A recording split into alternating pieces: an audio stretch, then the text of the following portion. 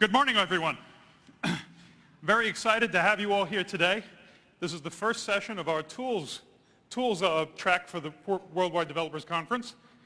And we have a lot to talk about this week. We're highlighting tools because Mac OS X creates such an enormous range of opportunities, both in applications, drivers, and in the tools themselves. Now, we are all dependent upon tools. You see tools through the entire show. They're essential for all of us. So we all know of the difficulties of working with the new operating system with pre-release tools, with tools that aren't quite ready yet. And what we want to do is we want to make Mac OS X the premier developer environment. To do that, Apple is very, very serious about developer tools and about making sure that you have everything you need to bring your applications to market. In this session, we're going to cover our goals and strategy, how we're going to get there. We're going to give you an overview of the Apple tools, and we're going to give you a look at the third-party tools that are coming available, and some of which you have in your bags at the show today. And to start that, I'm bringing to the stage Steve Naroff, our Senior Director in charge of Java and Cocoa development.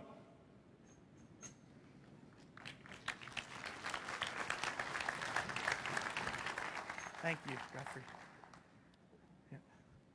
Yeah.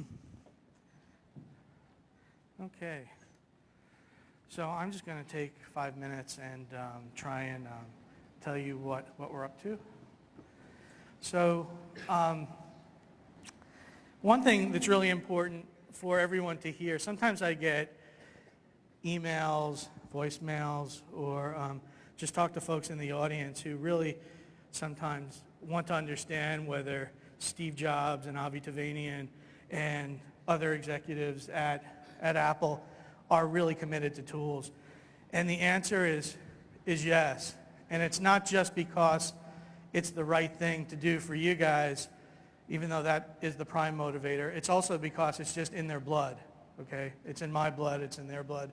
And ever since I've been working with the two of them for 15 years, like Avi has worked with Steve, tools have been a focus of their work and of our strategy. So I think you could be assured that A, we're making great progress, and I think you'll see that, but B, this is a long-term proposition here. This isn't something that's going to change overnight. So we want to participate, okay? For a while there, Apple wasn't participating in this activity. It was purely leaning on the third-party community for great tools.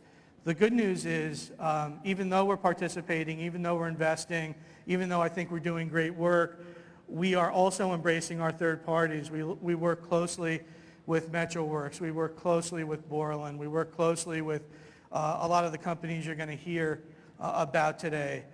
And the simple fact is we can't do it ourselves. Okay, the space is too complex.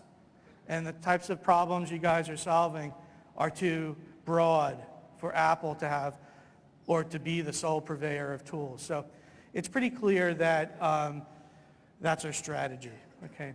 So I'd like to close by saying or showing you this matrix, which I think is very important. A lot of people, again, think that just because Apple's investing that we think our tool can be used to solve all problems. Well, that's silly, okay? That's not the case. We do think if your focus is Cocoa, that you should focus on the Apple tools, okay? Apple is always going to be at the forefront of supporting its own initiatives. And that's one of the reasons we do tools is to support our framework and platform initiatives, okay? However, Carbon, clearly, MetroWorks has been a leader in the community for years, again, before we decided to reinvest in tools. So clearly, Code Warrior is a superior environment for doing Carbon development. On the other hand, if you're doing pure Java development, when I say pure Java, I mean not programming to web objects, not programming to QuickTime, and so on and so forth, but just doing Swing development because you need that cross-platform application, then JBuilder is going to be the sweet spot, okay, for that type. So for those of you who were in the Java talk, It's the moral equivalent of what I was talking about in the Java talk, which is decide where you fit in terms of what you're trying to do. You're going to make a framework choice based on that. And then you're going to make a tool choice based on your framework choice, or at least the framework choice might be influenced by the tool choice. But all those things factor into the path that you guys need to take. Certainly, many of you have lots of legacy code. In that case, the answer is fairly simple. I'm speaking to people who are doing new things. People who are doing new things have to basically reflect on what it is you are trying to accomplish and make decisions based on that. So with that said, I'm going to bring up Dave Payne, one of my development tools managers, and he's going to take you through the details. Hey, Dave. Thanks, Steve. Here you go. The magic button. Okay, many of you may have seen me before here on stage at WWDCs in the past speaking about developer tools. I'm responsible for Project Builder, the compiler, debugger, and performance tools for Mac OS X. So we'll take a look at, if I get the right button there, there we go. When you install the developer tools CD on Mac OS X, what do you get? Well, if you look, the /developer directory in your file system is completely created from the developer tools CD. In developer applications, we have a full suite of applications there for all your development for Mac OS X. Other interesting things out in that directory include documentation and examples. So you can get to the documentation through Help Viewer. It's also useful to navigate around through the documentation directory and see what all is there. And the examples, there's a lot of examples for Carbon, Cocoa, Java, etc. But the center of the development from our tool suite is Project Builder. It's your development hub. We interact with the Interface Builder for Cocoa and Carbon development. And now with this developer tools CD, we interact with WebObjects Builder and EO Modeler for WebObjects 5 development. We take advantage of a lot of open source compilers and debuggers and other tools such as GCC, JavaC, JIKES on the debugger front, GDB, and the Java VM interacting with that through the Java Debugging Wire protocol.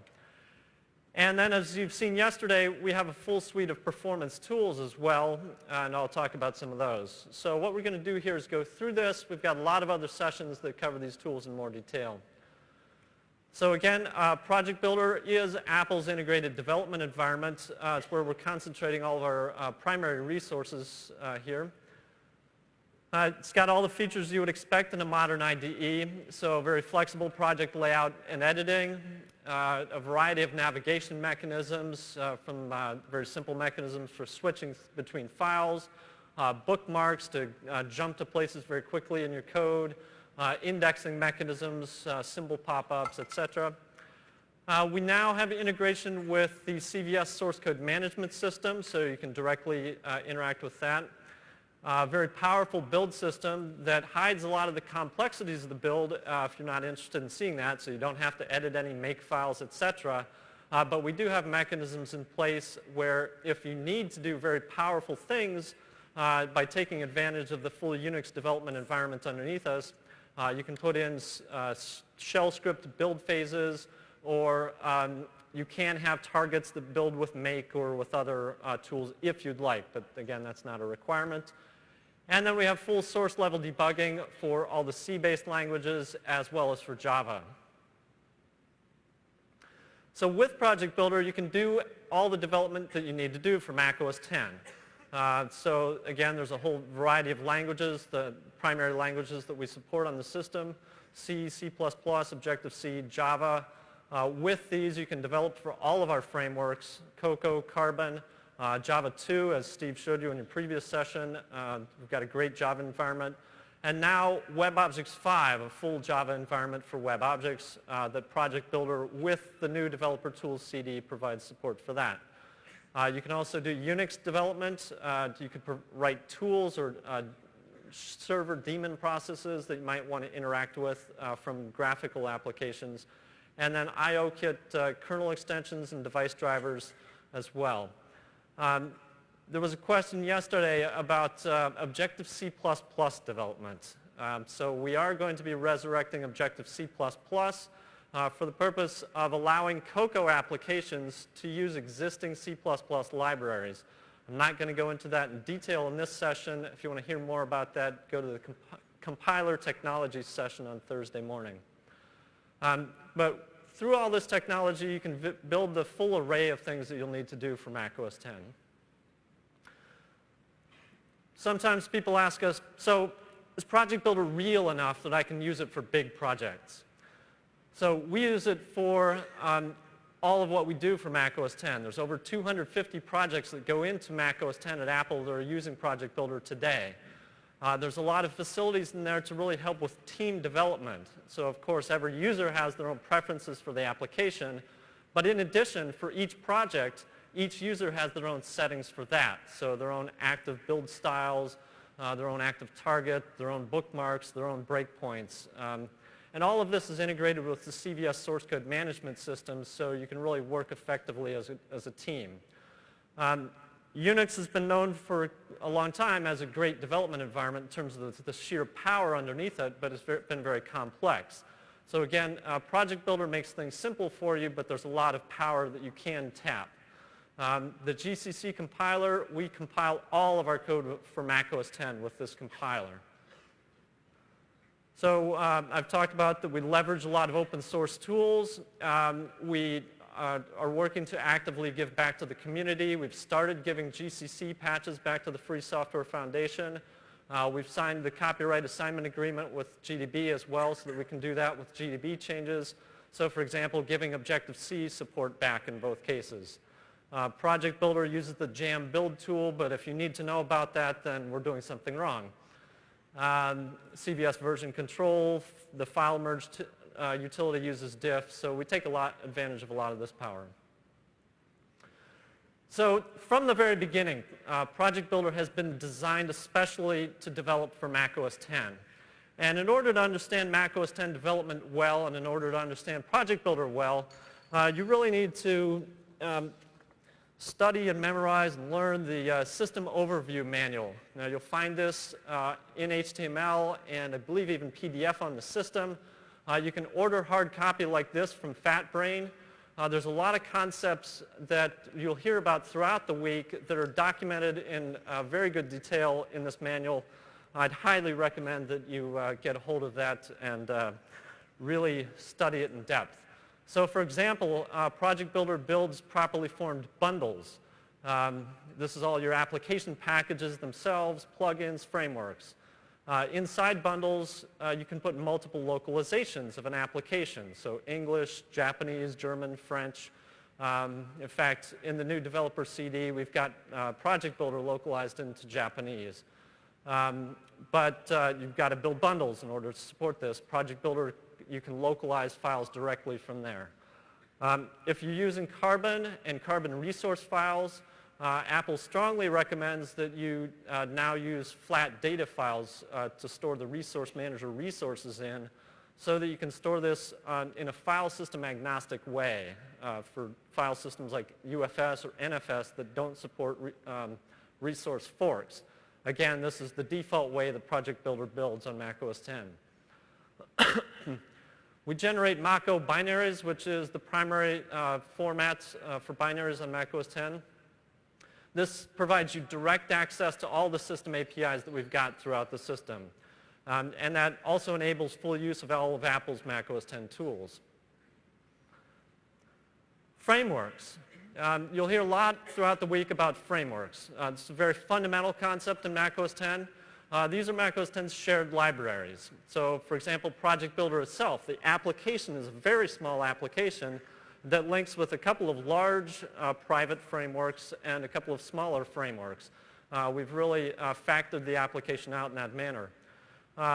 Project Builder gives you full access to all your system frameworks. So for inclusion and searching of header files, you get direct access to precompiled headers for our umbrella frameworks like Carbon and Cocoa and application services, core services.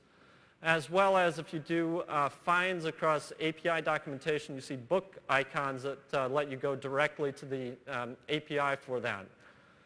You, of course, can build your own frameworks for your own applications, and then Project Builder gives you facilities to allow you to test your application with your development versions of the frameworks without needing to install either of them fully into the system. So you don't have to trash your working versions that you may be depending upon. Moving on to other tools, you saw a great demo yesterday in the keynote when Scott Forstall showed you Interface Builder. This is our user interface construction tool for building Aqua-compliant user interfaces for Cocoa and Carbon. There's a lot of great new support in Interface Builder for what we call guides that let you see exactly when you're compliant with the Aqua guidelines. A very powerful feature. To learn more about that, come to the Interface Builder session this afternoon. This is integrated with Project Builder, and that you can directly launch it from Project Builder and move back and forth. Interface Builder makes it very easy to use Cocoa's outlets and actions paradigm, so you can directly set up your connections there. And with Carbon, you can create Carbon nib-based applications with Interface Builder. This really is the easiest way to use the Carbon event model, so you might find that useful as well. Another tool that you might find useful is the file merge utility, again in developer applications.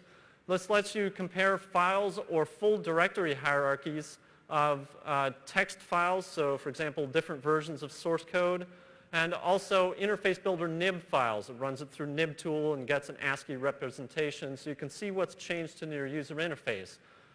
Project Builder has direct connections from our CVS facilities to launching file merge to see different versions of that. We'll show that in the Project Builder intro session this afternoon. Another one, Icon Composer. Of course, you'll use some graphic utility to create your photorealistic icons, but you need to have a .icns file for the icon of your application. You can drag images directly into this and create that .icns file for your documents and your applications. We've got a full suite of performance analysis tools. As you've heard, the performance characteristics of macOS 10 are much different than those in macOS 9 in some cases, so it's really important that you use these tools and understand those differences and optimize for 10. So there's a variety of categories here. To watch what your CPU is doing, you can use tools, the sampler graphical application or its equivalent command line tool sample to see where your application is spending its time. To examine what's going on with your memory use, we've got tools like malloc debug and object-alloc, graphical tools for displaying where in your application you're allocating all your memory from and how many objects you've got at various times. There's also a set of command line tools, heaps, leak, and malloc history. Check out the man page of malloc to see information about malloc history. For all of these tools, go to the performance tools session on Thursday afternoon. Robert will give a great demo at that point. Quartz debug shows you really, are you drawing too much on the screen? Sometimes you'll be drawing the same thing multiple times in the same place. You don't even know it. You can't tell. But it's taking time away that could be used for other things in the system. FS usage for file system usage, seeing what all calls you're making. SC usage for system call. VM map for VM usage. Top for overall system performance analysis. We've got really a full suite here, and it's important that you take advantage of this. So how do we deliver this? On the macOS 10 Developer Tools CD. So as you've seen, we ship this CD with macOS 10. We think it's really important that we get the development tools out there and widely available for people to really start ramping up on macOS 10 as quickly as possible. I'm sure that you all are at the leading edge of the curve. We plan to do quarterly releases of new Developer Tools CDs, and we're sort of still working out the precise details here, but as you've seen, the first quarterly update here is at WWDC. You should have all received a new Developer Tools CD. If you didn't, check downstairs, make sure you get one. The CDs are free to all ADC Premier and Select members, And you'll also be able to download the packages from the web. The current CD packages are not yet up there, but should be soon. So on the CD as a whole, what all do you get? So you get the developer applications that I've talked about. In addition, you get the open source development tools and the BSD tools from Unix underneath. And you get what we call the Mac OS X SDK. So the headers for all the system frameworks. You get profile and debug libraries so that, for example, in Project Builder, you can switch easily to use a debug variant of your frameworks so you can get more information about what's going on inside the frameworks. The debugger session on Friday will tell more about that. As I mentioned, you get sample code. There's a lot of documentation on the system, and the tech pubs people are hard at work creating new documentation all the time. And you've also got Carbon-lib SDK on the CD itself, not in Mac OS X packages, but out there so you can copy it on if you're still doing Carbon-lib development for Mac OS 8 and 9. So what's new in the CD that you got here at the conference? So the primary theme of this CD was support for WebObjects 5 development. You can use this for all development for Mac OS X. There's some general purpose enhancements, but the primary theme is WebObjects 5. Because WebObjects 5 is a pure Java environment, we've done some enhancements in the Java support in this build. And we'll tell a bit more details in the Project Builder intro session and then the Java sessions throughout the week. Also on the CD, you do get the WebObjects 5 developer packages. And in addition, a time-limited license for a restricted version of the runtime, so all of you can start experimenting with WebObjects 5 today. We don't plan to put that on the CD forever in the future, but this is a great opportunity this time around. There's new documentation, additional examples. So you'll find a new performance manual out there. This is very important, again, to study. This one also you can order from FatBrain, get hard copy. It'll make the performance characteristics of the system a lot more understandable. Also, there's an accessing hardware document for those of you writing apps that you want to get directly to characteristics of a device, and a Quartz primer to understand the graphics system better. In addition, updated API documentation for Cocoa and Carbon, and there was a bug in the original Developer Tools CD that's been fixed here, so you can get directly to the Carbon APIs, help information from Project Builder again now. So with that, that's a quick summary. Again, there's lots of additional sessions, Project Builder intro this afternoon, but let me turn it back over to Godfrey to learn more about the third-party tools. Thanks, Godfrey. Thank you very much, Dave. Big hand for our development tools team. They've done a tremendous amount of work and obviously have a lot more to go. And we're going to continue to be upgrading those. Let's talk now a little bit about our third-party tools and our collaboration with third-party tool vendors. We work very closely with these people. We give them engineering direction. We give them engineering assistance on a direct basis. We seed them with early versions of the operating system that none of you in general would want to run because they're too fragile.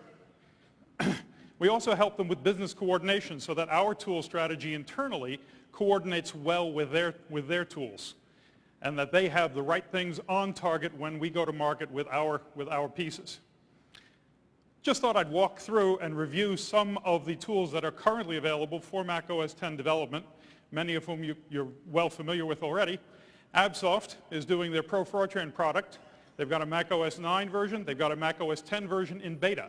They tell me they'll probably be GM about the end of June and be ready for all of the science and technical industry that has this huge code base, millions and millions of lines of Fortran code. Metroworks with Code Warrior. They're releasing here at the show, you have in your bag the Early Access Pro 7 release.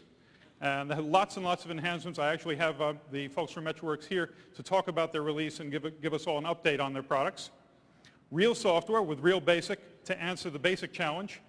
They've had a GM Mac OS X application for some time now, and they've done some updates, and I have them here to talk about that today. Another category of tools that developers need are installers and utilities. We have both of our external vendors of installers, Aladdin Systems and MindVision, with GM Mac OS X ready products now.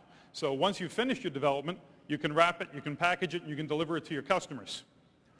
Mathematics, has done a marvelous job of updating Resourcerer and bringing it to Mac OS X for all of you who have been using traditional Resource Manager resources for many years and who have need for lots of new features, AppleScript debugging and all kinds of other things. They've gone GM with the new version of Mac OS X Resourcerer, and they're here with it at the show in the exhibit fair. And then for the Java specialists in the audience, we're working very closely with Borland. You have a new preview of JBuilder in your bags, also Zero G with their Install Anywhere, and VM Gear with Optimize It. They're all ready for you. They're coming up on Mac OS X in the very near future. So I think we have a very complete set. These are only a sampling of what's available. There are many other tools available. How many here have gone to the exhibit fair already?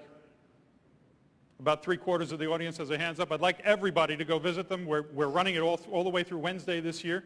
So you should be able to visit and talk with each of these people and see how their tools meet your needs. Now let's talk a little bit. I'm going to have our friend from Real Software come up. Let's talk about the basic challenge for a moment. When you look at the industry, when you look at the industry journals and read what's out there, you always hear that there's 3 times as much, 4 times as much software for the Windows platform as there is for the Macintosh. And when you look in the industry journal and look at the statistics, what you find is that 60 to 80% of the additional packages out there are implemented with Visual Basic. Why is it so successful? Rapid application development and ease of access. Nearly anyone can learn BASIC.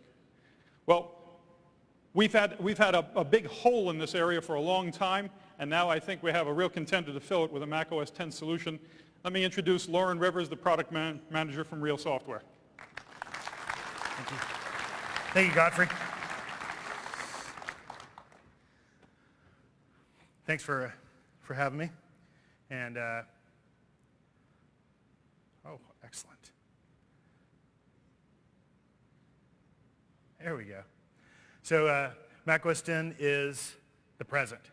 If you were here for Steve's presentation yesterday, talking about the likely adoption of Mac OS X and how people who are running Mac OS X feel about running classic applications, I think you got the message about how important it is that you also support Mac OS X. Our relationship with Apple enabled us to deliver Real Basic for Mac OS X in February, and through our collaboration with them, we've also been able to release 2 updates. Our most recent one adds a lot of support for the latest and greatest Mac OS X functionality. Mac OS X is not just for early adopters. You know, I'm a marketing guy and I'm running it. Mac OS X is not just for people who are Luddites. You know, it's got a lot of there's a lot of legacy software that people need to continue supporting. And this opportunity, as Steve alluded to yesterday, is very similar to the introduction of the PowerPC. If any of you were in the Mac market at that time, there were, when Quark released Quark Express native for the PowerPC, it really exploded. And it was a great opportunity for Quark to gain huge amounts of market share. Real Basic runs on the Macintosh. In fact, you can run it on a Quadra 660 AV running 761, and it's not as fast as it is on a G4, but it's certainly capable. And the really cool thing about it is that even if you're running on an antique piece of hardware like that, you can create a Mac OS X native application with nothing special. It'll just compile it for you. So we run on Macintosh, Mac OS X, and we compile for those 2 as well as for that other OS.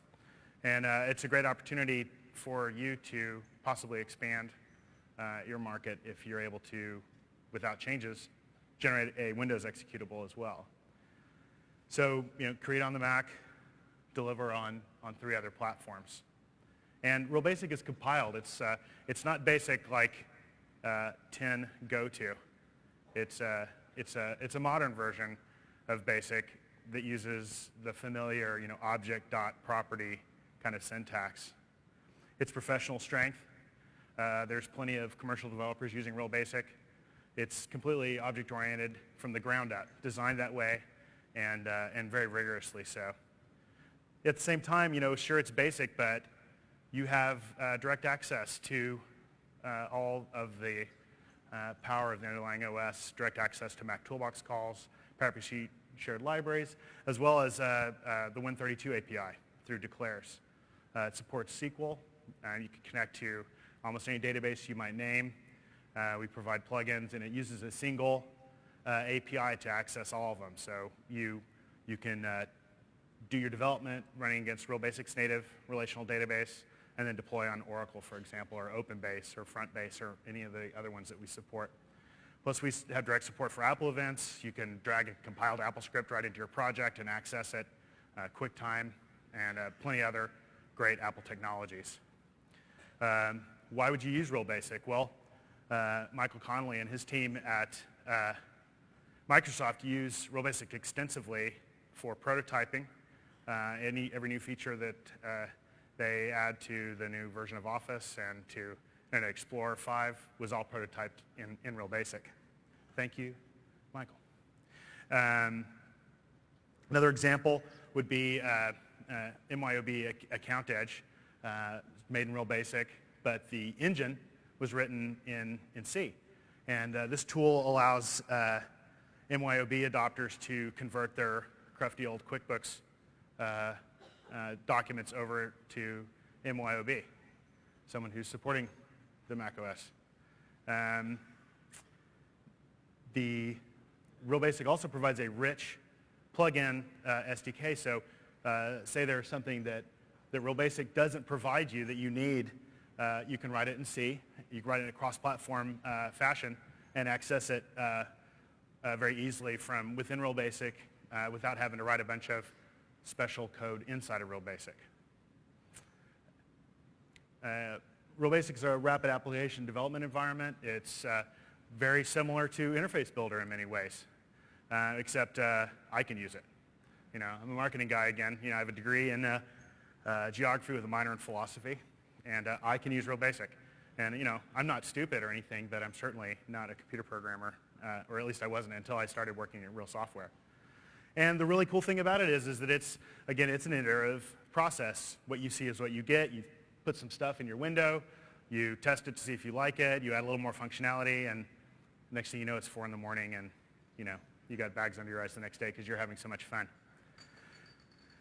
So Real Basic gives you the ability to be both productive and have a great time using your tool. Concentrate on the value add that you have, which is making great software. Going forward, we've got big plans for Real Basic. We're enhancing the performance of the compiler. We're going to make much smaller applications. We plan to begin addressing other operating systems and platforms, and also be able to create plugins for other applications, which is something I'm really excited about because I think that'd be really fun. So before I go on, let me mention something real quickly. There's a couple of events in a software company or a technology's lifespan that are defining. So one of them would be the appearance of an O'Reilly book, and it's a validating event, and that's really cool. And this is a fantastic book. If you're interested in getting deep and dirty with Real Basic, you can't do any better than this book, which is going to have a second edition out this summer. And that's all great, O'Reilly stuff, top-notch technological things, but you know that you've really arrived when there's a Real Basic for Dummies book. And actually, the fact is, this is a fantastic introduction to Real Basic, and it's a very well-written book and full of pithy information. I encourage you to take a look at it. So I want to show you around a little bit in Real Basic. What I want to do is show you how easy it is to use Real Basic to go from, like say you are a Real Basic developer, to go from your old Real Basic code to Mac OS 10. So let me go and find. So here's Real Basic 2 running in Classic. One thing I love about Mac OS 10 is being able to do other things while applications are launching. I was an old Next user, and it really spoiled me. So here's my Real Basic project. This is actually this is version 1.2 of RealBugs. This is the tool we use to ask for our customers to provide us with feedback. So this is version 1.2. I just dug around on my disk. I had a 2-year-old version of the source. Open it up, run it in Classic, simply run, and you want to enter a summary. Real Basic so rocks. And then you submit this bug, and it uses an Apple script to communicate with the email program that you're using, and sends us an email, and then we can automatically track it and that kind of stuff. You can see this looks like a standard Mac OS Platinum user interface. And what I'll do now is open that same project in the latest version of Real Basic, which is Real Basic 3. And I'll just drag that same Real Basic 2 project onto the icon, run it, and it's a 2-year-old project. I hadn't run it in 2 years. So it's just that easy, and creating it. People talk about eating their own dog food. We don't do that. We eat our own caviar, and we're using more and more of Real Basic inside of Real Basic. And this version 3.2, all of the lists are actually Real Basic list boxes. So it's a powerful motivator to update and fix any missing features in your products. So I want to thank Godfrey very much for having me out today. Thank you for your attention, and we get a lot of value out of our relationship with Godfrey. He's the bomb. Thank you very much, Lauren. Thank you, Godfrey. No, Dan. So for more information about Real Basic, Lauren is here all week, and he'll be over in the exhibit fair. There's some contact information. You can find him. And Real Basic has a Birds of a Feather tonight, and that's their URL, so you can find them easily on the web. They deploy a lot of their software via the web, so you can download an evaluation copy and just try it out, see if it works for you. Extremely useful product, tremendous capability bringing apps to Mac OS X. At this point in time, I believe there are about 40 or 50 applications in the shareware domain that were written with Real Basic and are immediately native Mac OS X apps. This is a great story.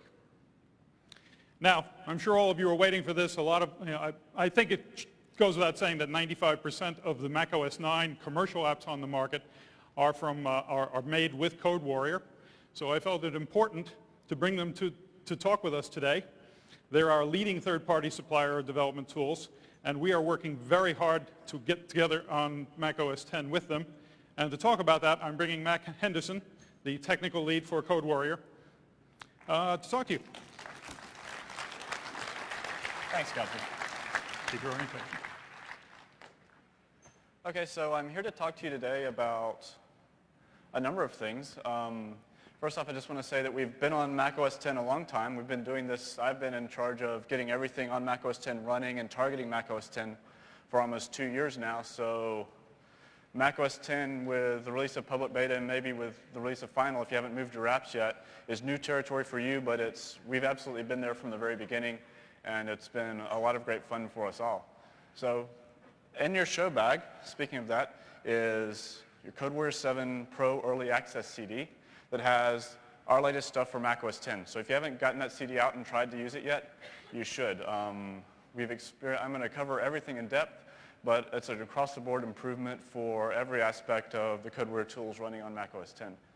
And so after we cover what's on the Pro 7 Early Access CD, we'll go into the future directions and how we're going to continue to enable you to make cool apps for Mac OS X and take advantage of new Mac OS X technologies.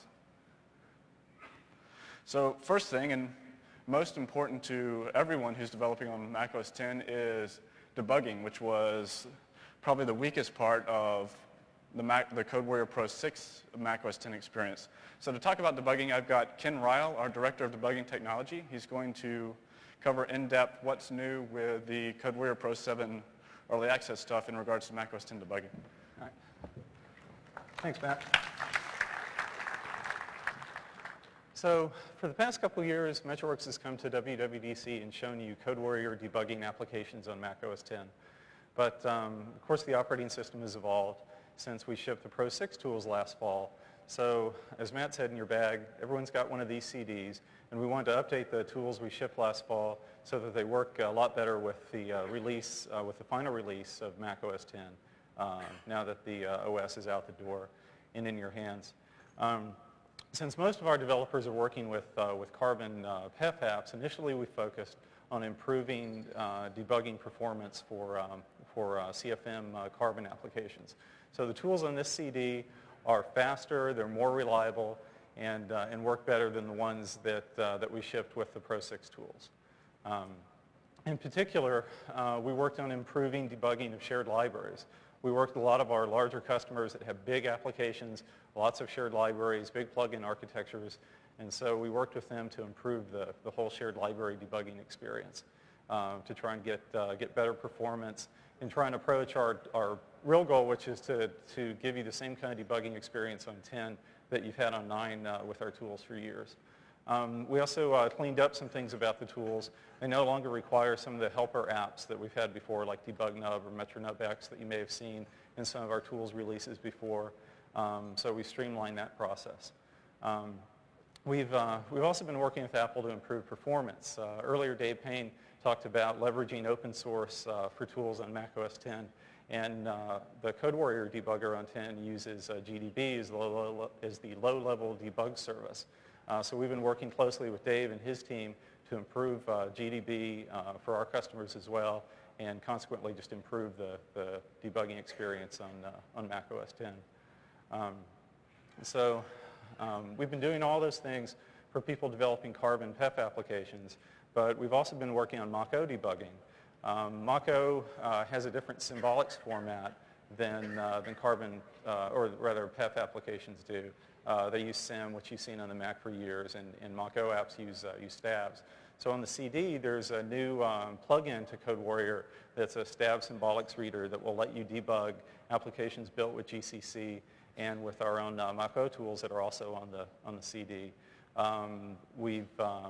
The Mach-O debugger isn't as polished as the PEF debugger is, but we're going to be working on both in the future a lot, and also improving the experience if you're debugging both binary formats in the same process. Say if you have a Mach-O application hosting a CFM bundle and vice versa. That's what's new in the debugger in this CD, and we're also going to be doing more releases over the summer through our beta program. There's an email address on the CD that we'd like for you to contact us at and let you know your experiences with this CD and the tools in general, and let us know how we're doing with that. And that way we can update you with additional debugger components as we improve them towards our Pro 7 release later this year. So that's our debugging story, and I'd like to get Matt back up to tell you about the rest of the tools on the CD and what we're going to be working on in the future. Thanks, Ken. So after the debugger, probably the central tool that you use the most on macOS 10 will be the new IDE. The Pro 7 Early Access CD that you have includes the new 4.2 IDE, and it has a number of new features to make macOS 10 development much better. First and foremost, it handles untyped files. As with macOS 10, Apple has rolled out the support for non-HFS file systems, and so you can no longer rely on the HFS types and creator codes that FSP getFinfo gives you back. So the IDE uses a variety of mechanisms, including content sniffing, to identify files by what they really are and not just what the file system says they are. And so as a consequence, you can open both the untyped text files that Apple installs with their dev tools and also any files on a UFS volume. So that's just makes actually looking at the macOS 10 header files actually possible now with the CodeWarrior IDE. Also, one of our biggest features for the new 4.2 IDE is support for macOS 10 frameworks. You've heard all the Apple guys talking about frameworks, which is their new mechanism for distributing headers and libraries together in a bundled package. And the IDE can now use those to build and link against. So you can add a framework to your project and they'll show up in a new tab in the project window for you to see which frameworks you're using. And once you've added them, you're effectively linking against the Mako library that's in the framework. And so you can use that to get at both the headers that are provided by the framework and the library. And you'll be linking against the library, and you'll get full access to the API. So through frameworks, you can get all the access to all of the Mako-only APIs, such as Quartz, not Core Foundation, but launch services, and some of the other native APIs that aren't available via PEF. And of course, to support frameworks fully, Apple has introduced a new include directive syntax where you qualify your file name with the framework name in order to find the actual file. So for example, include carbon/carbon.h really means find carbon.h wherever it is within the Carbon framework. We didn't support that before. We do now. So you can say, use that exact syntax on the screen. It will compile fine with CodeWarrior if you have your framework set up, and you'll be able to compile Apple's headers and use framework notation in your own include directives as well. And of course, to prevent us to not break all of your existing source, that's assuming our sort of flat access path mechanism, include carbon.h without the framework qualifier continues to work, so you won't have to make massive numbers of source change to your include directives. Also for the IDE, Apple has been talking for, I guess, over a year now about distributing applications and binaries in bundles, which is sort of a magic directory structure that contains both an application and all its resources. So we've added support for building bundles from the IDE and all our other various tools. And in particular, the IDE has a converter that will easily update your existing project so that they output bundles. So you can run this simple converter. It will generate the bundle directory structure for your target output. It will create your plist resource for you based on your old style Finder BNDL resource, and it will create Mako targets for your project. So run this once and you're ready to go to build a completely macOS 10 native application. So MSL has been updated with a few feature tweaks. We've added support for various HFS Plus features, the most notable of which is long file names. So you can use, in MSL now, you can use file names that have more than 31 characters. And when we're building for Mako, we don't use MSLC. We use the ANSI C implementation that Apple supplies in system.framework, and our ANSI C++ application will link against Apple's implementation and save you some overhead, since Apple's version is really just a shared library that's available to all system apps. So you don't have to build MSLC into your Mako applications and waste a bunch of code in disk space. The power plant has been revved as well. It now builds for Mako. So you can build your power plant for Mako and get complete access to all of the new native APIs on macOS 10 that aren't available for PEF. We fixed a number of Aqua-related bugs in the Appearance Manager-related code in Power Plant, so your Power Plant applications will, in general, if you're using the Appearance Manager, come out looking much nicer when running on 10 now. And we have a new version of Constructor that outputs Apple's new recommended flat resource fork format, where the contents of the resource fork are actually stored in a file's data fork, so that file can live easily on flat file systems like UFS and be transported over the internet easily. So all those features are in Power Plant and Constructor now. The compiler and linker have been revved as well. We continue to crank away on optimizations for the compiler. With the new high-end PowerMax, the 667 and 733 megahertz PowerMax, Apple introduced the PowerPC 7450 chip from Motorola, which has a longer pipeline and enhanced Altovec performance. And the compiler on the Pro 7 tool supports optimization specific for that chip that will make the code run faster when you target that chip.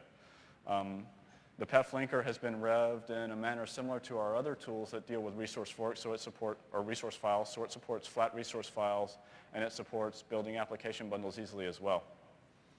And a completely new, or not a completely new set of tools, but new tools that are actually beginning to get into the realm of being very useful are our Mako compiler and linker. We've put them before as extremely early access thrill seeker on past releases, and now they're getting to the point where you can start using them to build big things.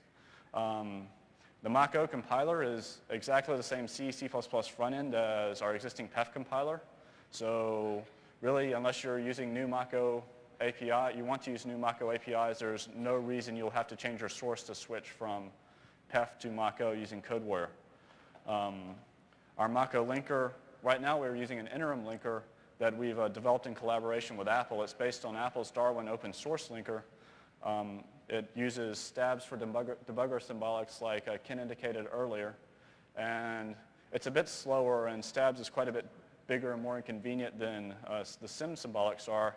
So we're working really hard on a new Metroworks Mach-O linker that will be just as fast as our PEF linker. We'll use sim for symbolics, and it will have all the features that you expect in a Metroworks linker.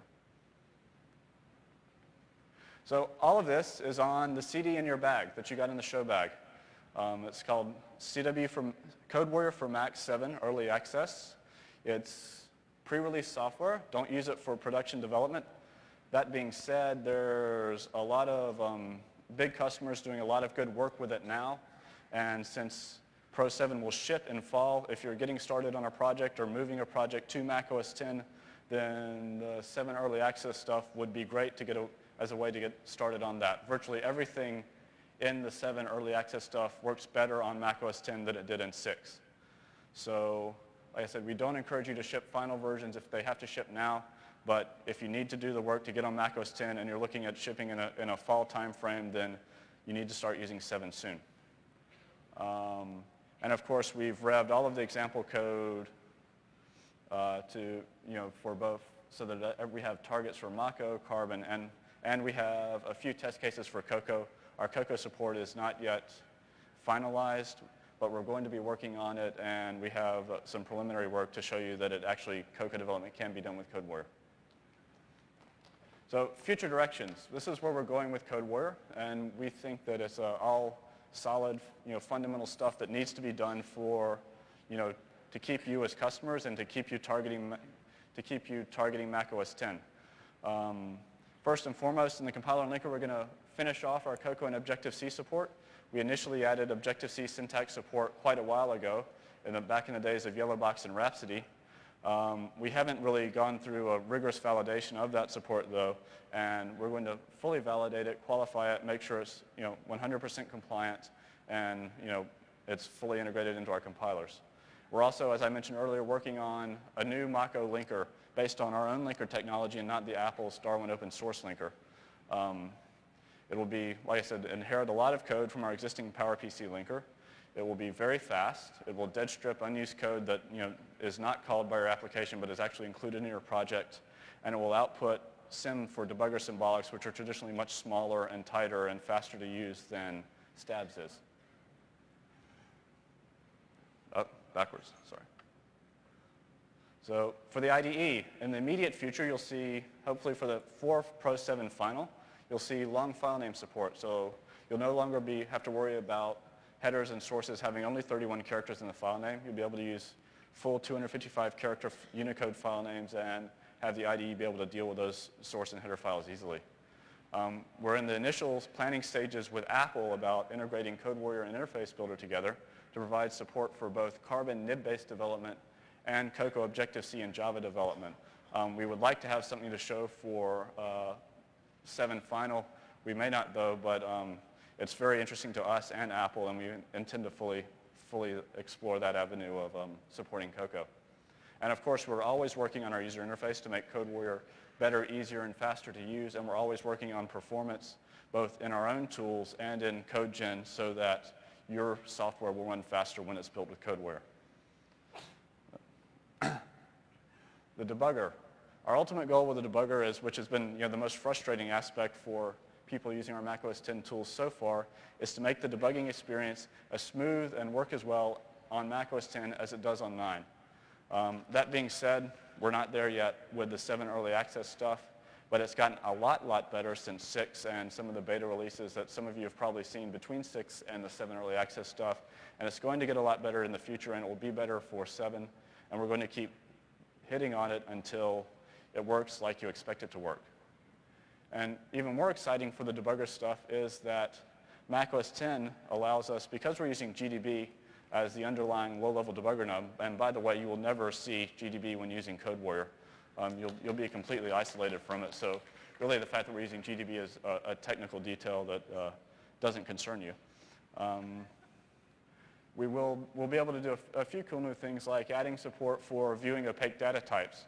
Apple rolled out completely opaque data types in the Carbon APIs such that you can't see the actual values of the members of your window pointer, for example, or you can't see the contents of a control handle. So hopefully we'll be able to integrate in some support that actually lets you tell you what the values of your control are or what the position of your window is from the debugger, even in spite of the fact that it's an opaque data type. And another thing, a long requested feature for our debugger is support for calling functions while debugging.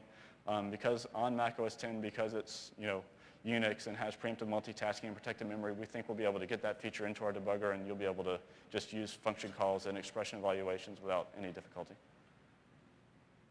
So Power Plant. We continue to adopt new macOS technologies in Power Plant as rapidly as possible. With the Appearance Manager, we gained a lot of Aqua support.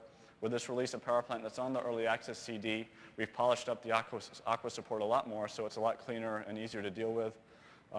We have initial support for Carbon events in the Early Access Power Plant, an initial implementation of a view class to support MLTE, which is Apple's new text API for editing both in multi-byte lingual scripts and for greater than 32K editing. So if you use MLTE, you'll be safe for localization and you'll have a full-size or a full-featured text editor that doesn't have text edits 32K limit.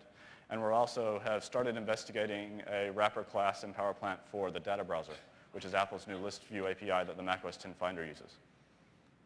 So that's it. On the who to contact thing, before I talk about sending us email, I'd like to mention that tomorrow at 12:30, we have our very own lunch presentation at the Civic Auditorium across the street. Lunch will be served there in case you didn't want to go and not miss lunch. So if you show up in time, you should get lunch. And we'll have a number of cool things there. David Perkins, the president of Metroworks, will be talking. Bernardino Barada, the CTO, will be talking. We'll be giving away to a PlayStation 2 to somebody at the presentation. So please show up about that. You'll learn a lot of great things about CodeWarrior, and you'll have a chance to win a PlayStation 2. And of course, contact me if you have questions about Mac OS 10 tools. Contact Joe Hayden if you have questions about Mac OS 10 tools. And when you start using the Pro 7 Early Access tools, send your bug reports, feedback, feature requests, whatever you want to that email address. That email address is actually in the package, so don't feel obligated to write it down. And with that, I'll hand it back over to Godfrey. Thank you very much, Matt. The guys at Metroworks have really been amazing. They come to most of our Carbon kitchens. They support our engineers. Our engineers support them. We've worked tremendous amounts of hours with them. And I can't thank them enough for the fantastic job they've done with the early access. So again, for more info from Metroworks, there's their URL. And remember the lunch presentation tomorrow, 12:30 to 1:30 p.m. Putting it all together. For Mac OS 10, development tools are a very healthy state now. You saw in Steve Naroff's slide that we've covered the bases for all of the work that needs to be done. Obviously, all the tools are young. All the tools will take more development and have better features and more performance as time goes on. The Apple tool suite is ready now. It builds all of Mac OS 10 and all of the 50 or 60 applications that we deliver. The third-party tool developer products are ready now, and there are lots more coming. So there really isn't any excuse. The goal is to get your applications to customers, to make Macworld New York and Apple Expo Paris a tremendous success. Information resources at Apple. We have an information page for all Mac OS 10 tools. All you have to do is go to that one URL and you can walk through all of our products and all of our third-party products. We also support a mailing list server so you can do self-help with other members of the development community. We have mailing lists for Project Builder, for Cocoa Dev, for Carbon Dev, for Java Dev, and several others. There's, I think, about 15 or 20 development-centric lists there. A roadmap. This is just the first session of our tools track. We're really highlighting tools throughout WWDC this year. You can see we have a tremendous number. Right here in this hall today after lunch, we have Project Builder, a full detailed feature presentation on Project Builder. We have, at the same time, for the WebObjects community, an introduction to the WebObjects tools over in the Civic Auditorium.